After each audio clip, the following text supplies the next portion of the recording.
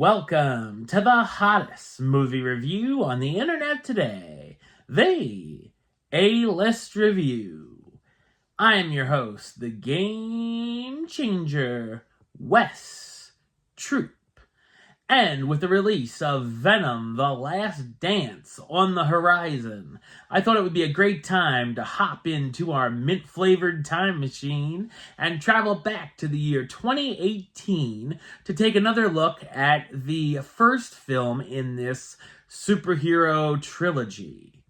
My review of the 2018 superhero action film, Venom, coming up now.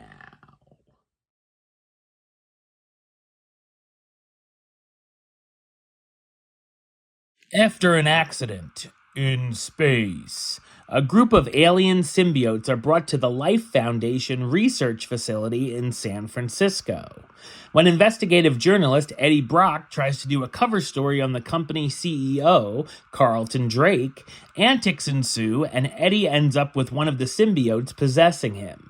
The symbiote, named Venom, gives Eddie a number of superhuman powers and abilities, which he starts to enjoy, but the symbiote and Eddie must work together to stop Drake before he does something drastic that could destroy the planet.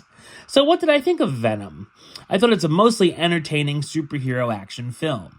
It's directed by Ruben Fleischer, who's also known for directing films such as Zombieland and Zombieland Double Tap, Gangster Squad, and Uncharted. This is Sony's first attempt at their Spider-Man universe, taking place outside of the Marvel Cinematic Universe, and sees a new take on the popular comic book anti-hero in his own solo story.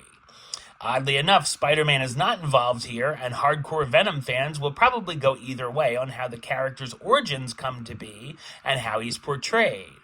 The film very much feels like a mid-2000s superhero film pre-MCU that doesn't really live up to the standard that most of the comic book movies of that golden Marvel era had set.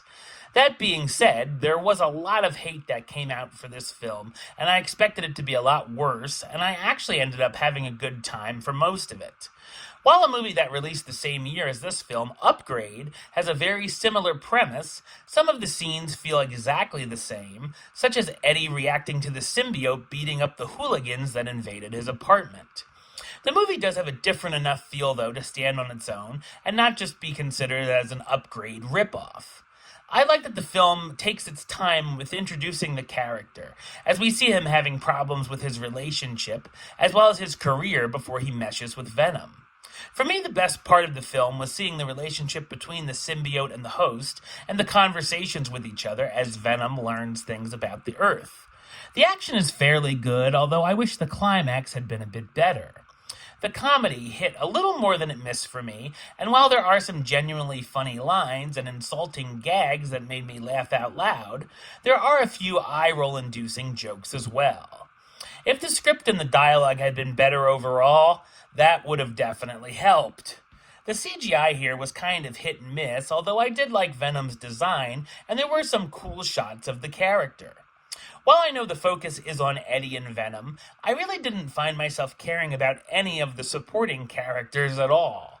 They're all very bland and don't have much to them, and I really didn't feel any chemistry between Brock and his fiancée. The villain is very cliché and predictable as well, and of course gets involved with another symbiote. It's been noted that there's been 40 to 45 minutes that were cut out of the film for one reason or another, and I'd like to see if that would add to the experience. The cast stars Tom Hardy as Eddie Brock, the reporter with his own TV show who becomes the host to a violent symbiote, Venom, Michelle Williams as Anne Weighing, the district attorney and Eddie's ex-fiancée, Riz Ahmed as Carlton Drake, the inventor and leader of the Life Foundation that's been experimenting with symbiotes on humans, and Jenny Slate as Doris Skirth, the scientist who works for Drake that isn't thrilled with what he's doing. While Venom doesn't rank up with some of the superhero classics, it's still a fun ride to warrant a watch for comic fans, and it's much better than some of Sony's other entries, such as Morbius or Madam Web.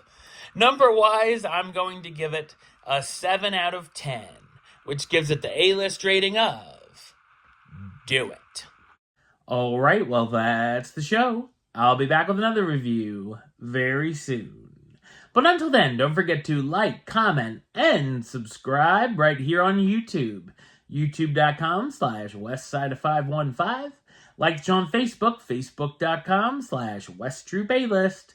And of course, you can follow me on the Instagram and Letterboxd at WestAlist. Until next time, Troop out.